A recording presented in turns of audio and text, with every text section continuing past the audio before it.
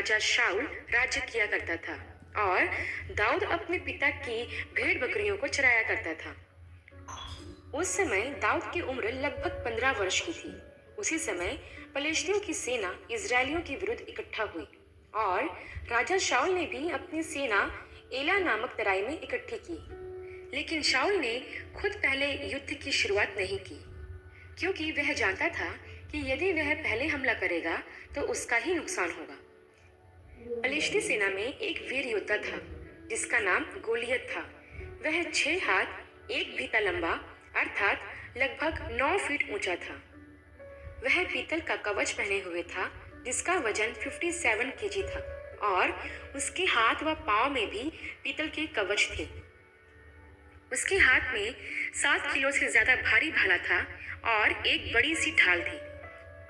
उसने इजरायलियों को युद्ध के लिए ललकारा और कहा कि अपने में से एक पुरुष को चुन लो जो मेरे पास आए और मुझसे लड़े। यदि वह जीतेगा तो हम सब तुम्हारे अधीन हो जाएंगे और तो तुम सबको हमारे अधीन होकर हमारी सेवा करनी पड़ेगी। ऐसा कहकर उसने इजराइल की सेना को ललकारा। गोलियत की यह बात सुनकर शाऊल और समस्त इजरायलियों का मन कच्चा हो गया और वे सब बहुत ही डर गए। वह पलिश्ती गोलियत 40 दिन तक हर सुबह शाम इजरायलियों को यूं ही ललकारता रहा। इजराइल की सेना में किसी की भी, यहाँ तक कि शाऊल की भी इतनी हिम्मत नहीं हुई कि वह उस पलिश्ती गोलियत का सामना कर सके, क्योंकि प्रियो परमेश्वर का आत्मा शाऊल पर से उठ गया था। तब एक दिन दाऊद के पिता यिशै ने दाऊद से कहा कि यह अनाज और 10 रोटियां लेकर छावनी में अपने भाइयों के पास जा, क्योंकि दाऊद के 3 बड़े भाई एलियाब, अमीनादाब और शम्मा पलिश्तियों से लड़ने के लिए शाऊल के साथ एला नामक तराई में थे। और यिशै ने अपने पुत्रों का हालचाल पूछने के लिए दाऊद को भेजा ताकि पता करे कि उसके तीनों पुत्र ठीक हैं या नहीं। तब दाऊद अपनी भेड़ बकरियों को रखवाले के पास छोड़कर अपने पिता की आज्ञा के अनुसार उस स्थान पर पहुंचा जहां इजरायली पलिश्तियों के विरुद्ध इकट्ठा हुए थे। तब जैसे ही दाऊद वहां पहुंचा और अपने भाइयों का हालचाल पूछा, तभी वह गोलियत इजरायलियों को पहले के समान ललकारने लगा। दाऊद उस पलिश्ती की सारी बातें सुन रहा था। उसी समय सारे लोग उसे देखकर उसके सामने से भागे। फिर इजरायली लोग कहने लगे कि राजा ने कहा है कि जो कोई उस पलिश्ती को मारेगा, राजा उसे बहुत धन देगा और अपनी बेटी का विवाह उससे करा देगा। तब दाऊद ने पास खड़े लोगों से कहा, जो उस पुरुष को मार के इजराइल की नामधराई दूर करेगा, उसके साथ क्या किया जाएगा। तब लोगों ने वह सारी बात जो राजा के द्वारा कही गई थी दाऊद को बता दी। तब दाऊद ने कहा कि वह खतना रहित पुरुष क्या है जो जीवित परमेश्वर की सेना को ललकारे। तब एलियाब जो दाऊद का बड़ा भाई था, दाऊद मसीह की Bible stories Hindi YouTube channel पर आप सबका स्वागत है। आज मैं आपके लिए उड़ाऊ पुत्र का दृष्टांत लेकर आई हूँ, जो आपको लूका के सुसमाचार में 15 अध्याय के 11 से 32 तक देखने को मिल जाएगा। प्रभु यीशु मसीह बताते हैं कि एक मनुष्य के 2 पुत्र थे। उनमें से छोटा पुत्र अब कहता है कि संपत्ति में से मेरा हिस्सा मुझे दे दीजिए। तब उसके पिता ने ऐसा ही किया। उसके पिता ने संपत्ति का जो भाग उसके छोटे पुत्र का था उसे दे दिया। तब कुछ दिनों के बाद वह छोटा पुत्र अपनी संपत्ति को इकट्ठा करके दूर देश को चला गया और वहां जाकर उसने अपनी सारी संपत्ति कुकर्म में उड़ा डाली, जैसे खाना पीना, ऐशो आराम करना और गलत संगति करना। एक दिन जब उस देश में अकाल पड़ा तो बाइबल हमें बताती है कि वह कंगाल हो गया और उसके पास कुछ भी ना बचा। प्रियो, ध्यान दें कि इस उड़ाऊ पुत्र ने जो संपत्ति उसे मिली थी उसका सही इस्तेमाल नहीं किया। उसने गलत मित्र बना लिए जो कि उसके साथ तब तक ही थे जब तक उसके पास पैसा था। आज भी हम ऐसे ही देखते हैं प्रियो कि जिनके पास पैसा होता है उन्हीं से लोग पूछते हैं कि तू कैसा है। कोई भी किसी दरिद्र या गरीब से मित्रता नहीं करना चाहेगा, क्योंकि उनके पास पैसा, धन संपत्ति नहीं होती और ना ही उनका स्टैंडर्ड दूसरे लोगों के बराबर होता है। बाइबल भी हमें इस प्रकार बताती है कि धनी के बहुत से मित्र हो जाते हैं, परंतु कंगाल के मित्र उससे अलग हो जाते हैं। ऐसा ही इस उड़ाऊ पुत्र के साथ भी हुआ। जब तक इसके पास पैसा था तब तक ही इसके मित्र इसके पास थे, लेकिन जैसे ही इसके पास का पूरा पैसा खत्म हो गया तो कोई भी उस अकाल के समय उसकी मदद करने वाला नहीं था। प्रियो, मैं आपसे पूछना चाहती हूँ कि कहीं आपके साथ तो ऐसा नहीं हुआ कि जब तक आपके पास अच्छा खासा पैसा था और आप ऐशो आराम की जिंदगी बिता रहे थे तो आपके बहुत से मित्र हो गए होंगे, और जैसे ही कोई विपत्ति आपके ऊपर आई और धीरे धीरे आपका सब कुछ जाने लगा तो आपके कई मित्रों ने आपका साथ भी छोड़ दिया होगा। अब वे ना तो आपके घर आते होंगे और ना ही फोन करके अब आपका हाल चाल पूछते होंगे। इसलिए प्रियो, मैं आपसे कहती हूँ कि जब तक पैसा है तब तक ही लोग आपसे पूछेंगे कि तू कैसा है। प्रियो, बाइबल हमें बताती है कि जैसे ही उस पुत्र की संपत्ति समाप्त हो गई और उसके पास कुछ ना बचा तो उसे उस देश में दर दर की ठोकरें खानी पड़ी। सब लोगों ने उसे ठुकरा दिया और अंत में वो उस देश में ही रहने वाले एक व्यक्ति के पास रहने लगा, जिसने उसे अपनी सुअर चराने का काम दे दिया। और यही नहीं प्रियो, उस व्यक्ति ने उसे भोजन देने के बजाय उससे यह कहा कि उसे वही भोजन करना पड़ेगा जो सुअर खाते हैं। अर्थात उसने उसे अपना पेट भरने के लिए उन फलियों को खाने के लिए कहा जिन्हें सुअर खाते थे। कुछ दिनों तक वह ऐसे ही दुर्दशा में पड़ा रहा और फिर कुछ समय पश्चात उसे स्मरण आया कि मेरे पिता के घर में काम करने वाले नौकरों को भी इससे कहीं ज्यादा अच्छा भोजन मिलता है।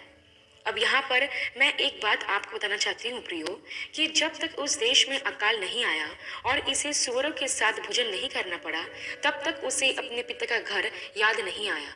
यह अकाल उसके जीवन में आशीष लेकर आया, क्योंकि इसी अकाल के समय वह यह सोचने के लिए मजबूर हो गया कि उसके पिता के घर में नौकरों की दशा ज्यादा अच्छी है, उनके पास खाने की कोई कमी नहीं है। वैसे ही प्रियो, जब तक हमारे पास सब कुछ पर्याप्त मात्रा में और अच्छे से अच्छा होता है तब तक हमें उसकी वैल्यू समझ में नहीं आती, और जब तक हम किसी विपत्ति या संकट में नहीं पड़ते तब तक हमें उस प्रेमी पिता की याद नहीं आती। मैं आपको बता दूं कि आज बहुत से मसीही लोगों का जीवन भी ऐसा ही है कि जब तक उनके पास सब कुछ होता है तो कभी उस परमेश्वर को याद नहीं करते, लेकिन जैसे ही कोई विपत्ति, समस्या या बीमारी आ जाती है तो उन्हें परमेश्वर याद आता है। तब फिर वो उपवास के साथ प्रार्थना करते हैं उस समस्या से निकलने के लिए। कहीं आपका जीवन तो ऐसा नहीं है जिसमें आप सिर्फ जरूरत पड़ने पर ही परमेश्वर को पुकारते हैं। आगे हम देखते हैं प्रियो कि जब उस उड़ाव पुत्र को इस बात की सुधि आई कि उसके पिता के घर में नौकरों को भी पेट भर भोजन मिलता है और मैं यहाँ भूखा मर रहा हूँ, तो उसने अपने मन में यह विचार किया कि मैं अपने पिता के घर वापस चला जाऊंगा तथा अपने पिता से क्षमा मांगूंगा और कहूंगा कि मैंने स्वर्ग के विरोध में और आपके विरोध में पाप किया है, इसलिए आप मुझे क्षमा कर दें। और कहूंगा, मैं अब तेरा पुत्र कहलाने के योग्य नहीं रहा, इसलिए मुझे अपने मजदूरों की तरह ही रख ले, क्योंकि वह जानता था कि उसका पिता प्रेमी और दयालु है और वह उसे माफ जरूर करेगा। इसके बाद हम देखते हैं प्रियो कि वह उड़ाव पुत्र इन सब बातों को सोचने के बाद उठकर अपने पिता के घर चल पड़ा। प्रियो, उड़ाव पुत्र जानता था कि उसका पिता उससे प्रेम रखता है, इसी वजह से उसने घर लौटने का फैसला किया। प्रियो, यही विश्वास है जो उस उड़ाव पुत्र के जीवन में हम देखते हैं कि उसने अपना जीवन बर्बाद करने और अपना सब कुछ खो देने के बाद भी यह विश्वास रखा कि उसका पिता उससे प्रेम करता है। हो सकता है प्रियो, शायद आपने भी गलत संगतियों में, पाप में अपना जीवन बर्बाद कर लिया हो, तो ऐसा कभी ना सोचें कि प्रभु आपसे प्रेम नहीं करेगा या आप कैसे प्रभु के पास वापस जाएं। याद रखिए प्रियो कि परमेश्वर इस दुनिया में सबसे ज्यादा प्यार आपसे करते हैं, इसलिए उसने आपको बचाने के लिए अपना इकलौता बेटा बलिदान होने के लिए दे दिया। इसलिए परमेश्वर के प्रेम पर कभी भी संदेह ना करें। आगे हम देखते हैं प्रियो कि जब वह उड़ाव पुत्र अपने घर के पास आया तो उसके पिता ने दूर ही से अपने बेटे को पहचान लिया और दौड़कर उसके पास गया और उसे गले लगाया और उसे बहुत चूमा। प्रियो, ध्यान दें कि उड़ाव पुत्र के घर छोड़कर जाने के बाद उसका पिता प्रतिदिन उसका इंतजार करता है और अपने घर के दरवाजे पर बैठकर हर दिन यही सोचता है कि शायद आज मेरा बेटा वापस आ जाएगा। कितना अद्भुत नजारा हम देखते हैं प्रियो कि कैसे एक पिता अपने बेटे की चिंता करता है और प्रतीक्षा करता है कि एक ना एक दिन उसका बेटा जरूर वापस आएगा। वैसे ही परमेश्वर भी इस दुनिया में खोए हुए हर एक व्यक्ति का इंतजार कर रहा है। वह अपनी बाहें फैलाए आपका इंतजार कर रहा है, क्योंकि वह आपसे बेइंतहा प्यार करता है। इतना प्यार जो शायद ही इस दुनिया में कोई करता हो। क्योंकि हम देखते हैं प्रियो कि इस दृष्टांत के द्वारा प्रभु यीशु मसीह ने लोगों को उस अगापे प्रेम के बारे में बताया, जैसा कि आगे हम इस दृष्टांत में देखते हैं कि जब वह उड़ाऊ पुत्र अपने पिता के घर वापस आया, तो ना सिर्फ उस पिता ने उसे अपने गले से लगाया, परंतु पिता ने अपने दासों से कहा कि जल्दी से एक अच्छे से अच्छा वस्त्र लाओ और मेरे बेटे को पहनाओ, और उसके हाथ में अंगूठी और पाँव में जूतियां पहना, और एक पला हुआ पशु मारकर उसे पकाओ, ताकि हम सब आनंद करें। क्योंकि पिता इस प्रकार कहता है कि मेरा यह पुत्र मर गया था फिर जी गया है, खो गया था अब मिल गया है, और वे आनंद करने लगे। प्रियो, बाइबल हमें बताती है कि जब कोई पापी अपना मन फिराता है, तो उस मन फिराने वाले पापी के लिए परमेश्वर के सामने स्वर्गदूत आनंद करते हैं। हाँ प्रियो, जब भी कोई व्यक्ति अपने पापों से पश्चाताप करता है, अपने गुनाहों को मान लेता है और अपने स्वर्ग के पिता के पास वापस आ जाता है, तो स्वर्ग में बड़ा आनंद होता है।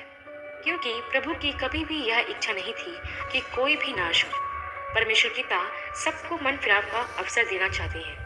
वह हम सबसे प्रेम करते हैं और हर एक भटके हुओं का इंतजार कर रहे हैं कि वह वापस आ जाए, ताकि उसे गले लगा कर चूमे और उसके साथ अनंत काल तक आनंद करे। लेकिन प्रियो, इस दृष्टांत में हम देखते हैं कि जब उड़ाऊ पुत्र वापस आता है, तो इसका बड़ा भाई इस बात से खुश होने के बजाय अपने पिता पर नाराज होता है। क्योंकि जब वह अपने खेत से घर पर आता है, तो वह घर में से गाने बजाने का और नाचने का शब्द सुनता है। तब वह अपने दास को बुला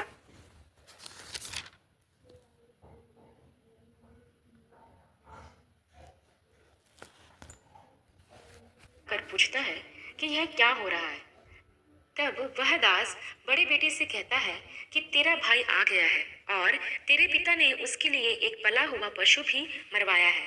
अपने दास से यह बात सुनकर वह क्रोध से भर जाता है और घर के अंदर नहीं जाता, परंतु जब पिता अपने बड़े बेटे को बाहर खड़े देखता है, तो वह उसे झांककर मनाने लगता है। परंतु उसका बड़ा बेटा उसको उत्तर देता है कि मैं इतने वर्ष से तेरी सेवा कर रहा हूँ, परंतु तूने कभी भी एक बकरी का बच्चा भी नहीं दिया कि मैं अपने मित्रों के साथ आनंद कर सकूं। परंतु जब तेरा यह बेटा वेश्याओं में अपनी संपत्ति उड़ाकर वापस आता है, तो तू उसके लिए एक पला हुआ पशु कटवाता है। बड़े बेटे की यह बात सुनकर पिता उससे कहता है कि तू सर्वदा मेरे साथ है, और जो कुछ मेरा है वह सब तेरा ही है। इसलिए आ, आनंद कर और मग्न हो, क्योंकि तेरा भाई मर गया था फिर जी गया है, खो गया था अब मिल गया है। प्रियो, इस दृष्टांत में हम देखते हैं कि वह बेटा जो खो गया था, जब वह वापस आता है, तो वह अपने पिता के घर में होता है। लेकिन जो बेटा अपने पिता को छोड़कर नहीं गया, वह घर के बाहर होता है। क्या आप इस अंतर को समझ पा रहे हो? आपको मैं बता दूं कि प्रभु ने कहा है कि जो पहले हैं वह पिछले होंगे, और जो पिछले हैं वह पहले होंगे। क्या आपने इस बात पर भी ध्यान दिया है कि बड़ा भाई अपने छोटे भाई को ढूंढने के लिए नहीं जाता? वह अपने पिता को रोज दरवाजे पर बैठा दिखता होगा, लेकिन कभी उसने अपने पिता की उस दशा को देखकर अपने पिता से यह नहीं कहा कि मैं अपने छोटे भाई को ढूंढने के लिए जाता हूँ। वैसे ही प्रियो, आज बहुत से लोग हैं जिन्हें खोए हुए लोगों को प्रभु के पास लाने का कोई बोझ नहीं है। प्रियो, ये कहानी हमें प्रोत्साहित करती है कि हमारा हृदय उस पिता के समान होना चाहिए जो अपने बेटे के वापस आने का बेसब्री से इंतजार करता है। बाइबल हमें बताती है प्रियो कि हम में मसीह का मन है, और यदि मसीह का मन हम में है, तो खोए हुए लोगों के प्रति प्रेम हमारे मन में होना चाहिए। अगर हम सच्चे विश्वासी हैं और अपने स्वर्गीय पिता से सच्चा प्रेम रखते हैं, तो हम भटके हुए लोगों तक प्रभु का वचन जरूर लेकर जाएंगे, ताकि उनका भी उद्धार हो और वह भी बचाए जा सके। प्रियो, एक बात और मैं आपको बताना चाहती हूँ, जो मैंने अपनी आंखों से देखी है, कि अक्सर जब कोई एक नया विश्वासी चर्च में आता है, तो कलीसिया के कई लोग ना तो उस विश्वासी से बात करते हैं और ना ही उसका आदर करते हैं। वह उसे घृणित निगाहों से देखते हैं। क्या कभी आपने किसी चर्च में ऐसा होते हुए देखा है? लेकिन प्रियो, हमें ऐसा बिल्कुल नहीं करना है। हमें सबसे प्रेम करना है, फिर चाहे वह हमारा शत्रु ही क्यों ना हो, और अपने प्रेम से उसके दिल को जीतना है। क्योंकि ध्यान रखिए प्रियो कि परमेश्वर प्रेम है, और वह आज भी हर एक भटके हुए व्यक्ति का इंतजार कर रहा है। अंत में एक सवाल मैं आप लोगों के लिए छोड़ना चाहती हूँ कि आपके पास कैसा दिल है, उस पिता के जैसा या उसके बड़े भाई के जैसा? अपने उत्तर हमें कमेंट बॉक्स में जरूर बताएं। आशा करती हूँ प्रियो, उड़ाव पुत्र का यह दृष्टांत आपके लिए आशीषमय रहा होगा। अगले वीडियो में एक नए विषय के साथ आपसे फिर मुलाकात होगी। तब तक के लिए आप सबको जय मसीह की। आप सबको जय मसीह की। बाइबल स्टोरी 10 कुंवारियों के दृष्टांत के बारे में बताने वाली हूँ, जिसका वर्णन आपको मत्ती रचित सुसमाचार और उसके 25 अध्याय में 1 पद से 13 पद तक देखने को मिल जाएगा।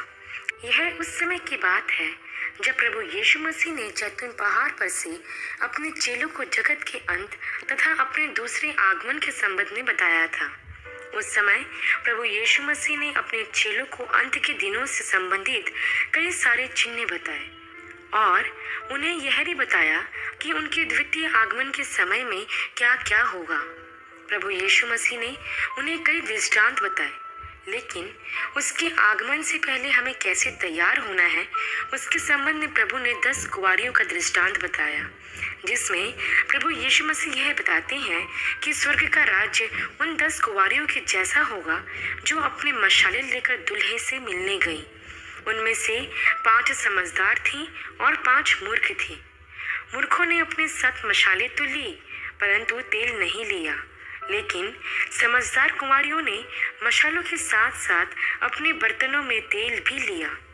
जब दूल्हे के आने में देर हुई तो वे कुंवारियां ऊँघने लगी और सो गई।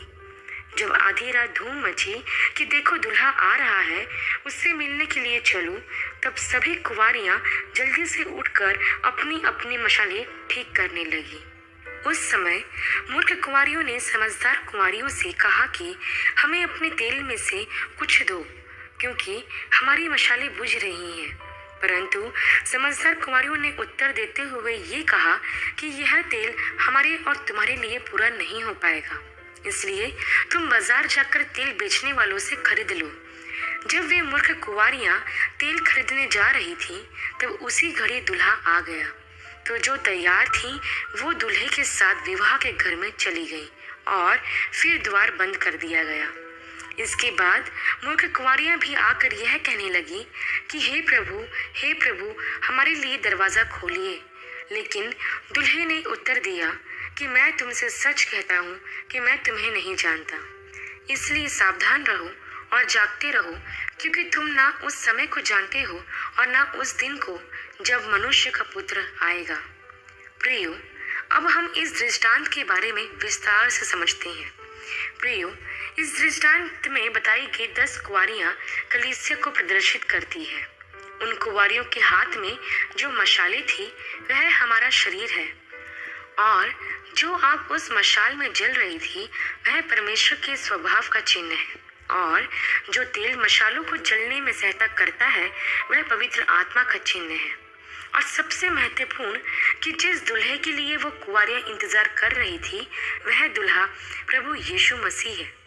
प्रियो, इस दृष्टांत में ध्यान दें कि उन 10 कुंवारियों के पास मशालें थी, अर्थात परमेश्वर ने कलीसिया में अपना वचन, अपना स्वभाव और पवित्र आत्मा बराबर दिया है। यहाँ पर यह बात तो स्पष्ट है प्रियो कि हमारा परमेश्वर पक्षपात नहीं करता, वह मुंह दिखा काम नहीं करता। आगे हम इस दृष्टांत में यह देखते हैं प्रियो कि इन 10 कुंवारियों में 5 मूर्ख थीं और 5 समझदार। अब यहाँ पर यह विचार करें कि ऐसी कौन सी बात थी जिसके कारण 5 मूर्ख गिनी गई और 5 समझदार गिनी गई। तो प्रियो, उन मूर्ख कुंवारियों को मूर्ख इसलिए कहा गया कि उन्होंने मशालें तो ली थी परंतु तेल नहीं लिया, और यही कारण था कि उन्हें मूर्ख गिना गया। प्रियो, जैसे कि मैंने आपको बताया कि तेल पवित्र आत्मा का चिन्ह है। आज के समय में आपको बहुत से ऐसे मसीही लोग मिलेंगे जिनके पास आत्मिक जीवन नहीं है, जो सिर्फ नाम के मसीह हैं और सिर्फ नाम के लिए ही चर्च जाते हैं।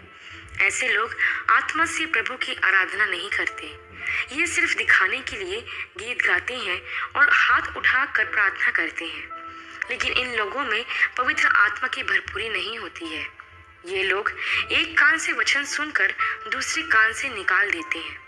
मैंने कई ऐसे लोगों को देखा है जो चर्च में वचन तो सुनते हैं, लेकिन चर्च के बाहर निकलते ही लोगों की बुराई करना, चापलूसी करना, निंदा करना, अपशब्द बोलना तथा ऐसे ही और भी अनेक प्रकार के पापों को करने लगते हैं। कई ऐसे लोग इन मूर्ख कुंवारियों के समान हैं जिन्होंने अपने साथ तेल नहीं लिया है। प्रियो, यहाँ पर आप देख सकते हैं कि सिर्फ मशालों का ही होना पर्याप्त नहीं है। बिना तेल के मशाले बेकार हैं। इसलिए आप बाहर से कैसे हैं ये मायने नहीं रखता। मायने यह रखता है कि क्या आप अंदर से पवित्र आत्मा से भरे हुए हैं। प्रियो, रोमियो के पत्र के 8 अध्याय के 9 वचन में ऐसा लिखा हुआ है कि यदि किसी में मसीह का आत्मा नहीं तो वो मसीही का जन नहीं। यदि परमेश्वर का आत्मा आपके अंदर नहीं है तो आप परमेश्वर के जन नहीं हैं। आप उस लैंप या दिए की तरह हैं जिसमें तेल है ही नहीं, अर्थात पवित्र आत्मा। इसके बाद प्रियो, हम उस समझदार कुंवारियों के बारे में देखते हैं जिन्होंने मशालों के साथ साथ तेल भी लिया और उनका यही कार्य उनके लिए समझदारी का कारण बना। प्रियो, ये समझदार कुंवारियां हमें ऐसे मसीही लोगों के बारे में बताती है जो प्रभु के आगमन के लिए अपने आप को तैयार रखते हैं। ऐसे लोग जो भी करते हैं वह आत्मा और सच्चाई से करते हैं। इन मसीही लोगों का जीवन चाहे चर्च के अंदर हो या चर्च के बाहर एक समान होता है। ये लोग सिर्फ वचन सुनते ही नहीं बल्कि उस पर चलते व मानते भी हैं। ये मसीह लोग पवित्र आत्मा की आवाज को सुनते हैं और परमेश्वर के वचन को महत्व देते हैं। अगर इन मसीही लोगों से कोई पाप हो जाता है तो वे पश्चाताप करने में देर नहीं लगाते। ये परमेश्वर के लिए पवित्रता से जीवन बिताने के लिए तैयार रहते हैं। अर्थात कहने का मतलब यह है कि आपको कलीसिया में 2 प्रकार के झुंड देखने को मिलेंगे, जिसमें एक झुंड के लोग मूर्ख कुंवारियों के जैसे होंगे और दूसरे झुंड के लोग समझदार कुंवारियों के जैसे होंगे। अब आप यहाँ सोच कर देखें प्रियो कि आप किस झुंड के हो। इसके बाद हम देखते हैं प्रियो कि जब दूल्हे के आने में देर हुई तो वो 10 कुंवारियां ऊँघने लगी और सो गई। प्रियो, यहाँ पर हम ध्यान दें कि प्रभु ने इस दृष्टांत के माध्यम से हमें यह समझाने का प्रयास किया है कि दुल्हा किस घड़ी आएगा या उसके आने का समय क्या होगा, यह कोई नहीं जानता। ये 10 कुंवारियां जानती तो थी कि दुल्हा उन्हें लेने आएगा, लेकिन वह यह नहीं जानती थी कि वह कब आएगा। अगर जानती होती तो वे मूर्ख कुंवारियां भी उतने समय की तैयारी कर लेती, लेकिन किसी को नहीं मालूम था कि दुल्हा किस वक्त आएगा। लेकिन प्रियो, यह दृष्टांत बताता है कि दुल्हे के आने में देरी हुई, अर्थात प्रभु यह बताना चाहते हैं कि दुल्हे के अर्थात उनके स्वयं के दोबारा आगमन में देरी हो सकती है। और बाइबल हमें यह बताती है कि प्रभु यीशु ने स्वयं यह कहा है कि उनके दोबारा आने के संबंध में कोई नहीं जानता। स्वयं वे खुद नहीं जानते, ना ही स्वर्गदूत जानते हैं, केवल